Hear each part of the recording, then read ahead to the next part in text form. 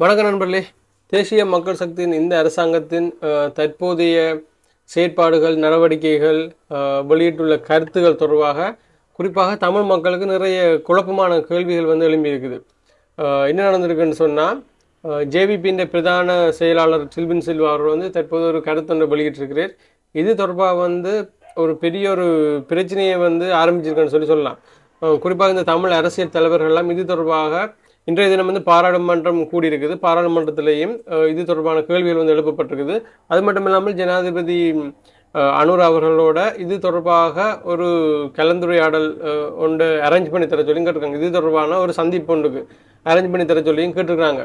என்ன சொல்லியிருக்கிறேன்னு சொன்னால், அதாவது ஜேவிபியின் பிரதான செயலாளர் சில்வின் சில் அவர்கள் என்ன சொல்லியிருக்கிறேன்னு சொன்னால், 13வது திருத்த சட்டத்தை இல்லாமல் ஆக்கப் போவதாகவும், இந்த மாகாண சபை முறைமையை இல்லாமல் ஆக்கி மாகாண சபையை விட ஒரு பலமான ஒரு சபையினை உருவாக்கப் போவதாகவும் ஒரு கருத்தொன்றை வெளியிட்டிருக்கிறார்.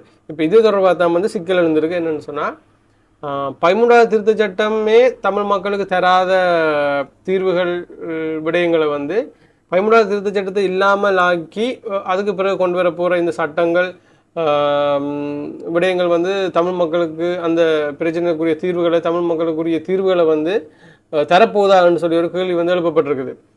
இது தொடர்பாக இன்றைய தினம் பாராளுமன்றத்தில் நாடாளுமன்ற உறுப்பினர் ராசமாணிக்கம் சாணக்கியன் அவர்கள் வந்து இது தொடர்பாக வந்து ஒரு அரசாங்கத்தின் நிலைப்பாட்டை கேட்டு ஒரு கேள்வி ஒன்று எழுப்பியிருக்கிறார். தமிழரசு கட்சியின் மட்டக்களப்பு மாவட்ட நாடாளுமன்ற உறுப்பினர், எங்களுக்கு தெரியும், மட்டக்களப்பு மாவட்டத்தில் அதிக வாக்குகளை பெற்ற ஒரு முக்கியமான ஒரு தமிழ் அரசியல் தலைவர் சாணக்கியன் அவர்கள் என்ன கேட்டிருக்கிறேன்னு சொன்னால், ஜேவிபியின் பிரதான செயலாளர் சில்வின் சில்வா மாகாண சபை முறைமையை இல்லாதொழிக்கப் போவதாக பத்திரிகைகளுக்கு குறிப்பிட்டிருந்த விடயத்தினை தேசிய முக்கியத்துவம் வாய்ந்த பிரச்சனையாக கருத வேண்டும் என்று சொல்லியிருக்கிறது. இது உண்மையாக வந்து ஒரு தேசிய முக்கியத்துவம் வாய்ந்த பிரச்சனையாக தான் இது கருத வேண்டும். ஒரு உண்மையாகவே ஒரு தேசிய முக்கியத்துவம் வாய்ந்த பிரச்சனையும் கூடத்தான்.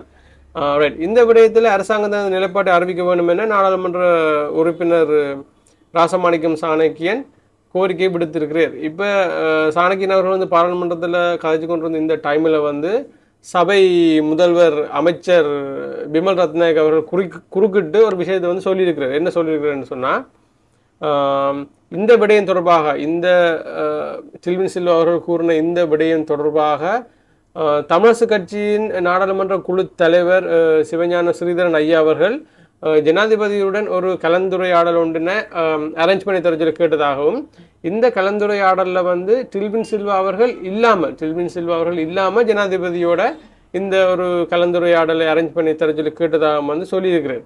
அப்போ இனி இதுக்கு பிறகு எங்களுடைய தமிழ் அரசியல் தலைவர்கள், தமிழரசு கட்சியின் குழு தலைவர் சிவஞானம் ஸ்ரீதரன் ஐயா உட்பட தமிழ் அரசியல் தலைவர்கள் எல்லாரும் சேர்ந்து ஜனாதிபதியுடன் இது தொடர்பான ஒரு கலந்துரையாடலை மேற்கொண்டு அதன் பிற்பாடு தீர்வுகள் எடுக்கப்படுமா, அல்லது ஏற்கனவே தீர்வுகள் எடுக்கப்பட்டு விட்டன இருந்தபோது இந்த கலந்துரையாடல் நடைபெறப் போகின்றதா என்றெல்லாம் நிறைய கேள்விகள் வந்து மக்கள் மத்தியில் வந்து எழும்பியிருக்குது. நம்ம இப்போ கொஞ்ச நாளாகவே பார்த்தோம்னு சொன்னால், இந்த தேசிய மக்கள் சக்தி அனுர் அவர்கள் இந்த அரசாங்கம் வந்து ஒரு பக்கம் பார்த்தோம்னு சொன்னால் நிறைய நல்ல முடிவுகள், ஆக்கப்பூர்வமான முடிவுகள், நிறைய அரசாங்கத்துக்கு நிறைய வருமானத்தை ஈடுதரக்கூடியதாகவும், மக்களின் காசு வந்து வீணடிக்கப்படாமல் இருப்பதற்கேற்ற மாதிரி நிறைய விஷயங்களை வந்து இந்த அரசாங்கம் வந்து செஞ்சு கொண்டிருக்கிறாங்க. இன்னொரு பக்கம் பார்த்தோம்னு சொன்னால், அடுத்த சைட் பார்த்தோம்னு சொன்னால், இந்த பயங்கரவாத தடை சட்டத்தில் கைது, இறுக்கமான சட்டங்கள், சமூக வலைத்தளங்களை மானிட்டர் பண்ணுறது அதிகமாகும். மற்றது இந்த 13வது இப்போ பார்த்தோம்னு சொன்னால், இந்த 13வது திருத்த சட்டத்தை வந்து சில்வின் சில்வா அவர்கள் குறிப்பிட்டிருக்கிறார். அவர் வந்து ஆரம்பத்திலேருந்தே அந்த சட்டத்தை வந்து அவர்கள் எதிர்த்து வந்ததாகும், ஜேவிபி எதிர்த்து வந்ததாக தான் கூறியிருக்கிறார். இப்போ அவங்க ஆட்சிக்கும் வந்துட்டாங்க. அதனால் வந்து அந்த சட்டத்தை இல்லாமக்கிறது இல்லாமல் அவங்களுக்கு அது மெஜாரிட்டியான ஆளுங்கட்சி, எதிர்கட்சி வந்து பலமில்லாத எதிர்கட்சியும் கூட. அதனால் வந்து இந்த சட்டத்தை வந்து இல்லாமல் ஆக்குறது வந்து அவங்களுக்கு அது லேசான விஷயம்தான்.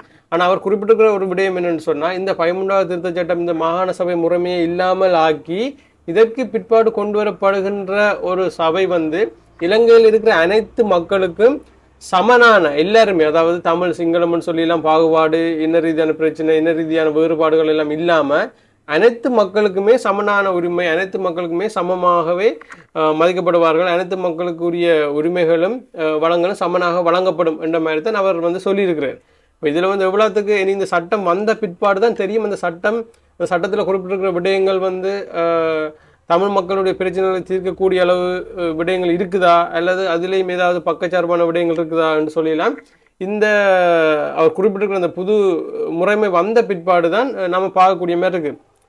இதை எப்படியோ இப்போ தற்போது இந்த அரசாங்கத்தின் அனுராவர்கள் இந்த அரசாங்கத்தின் செயற்பாடுகள் சற்று மிக்ஸ்டான கமெண்ட்ஸ் வந்துருக்கு. மிக்ஸ்டான கமெண்ட்ஸ்ன்னு சொன்னால் நல்ல கமெண்ட்ஸும் இருக்குது, நல்ல விஷயங்களும் செஞ்சு கொண்டு வராங்க.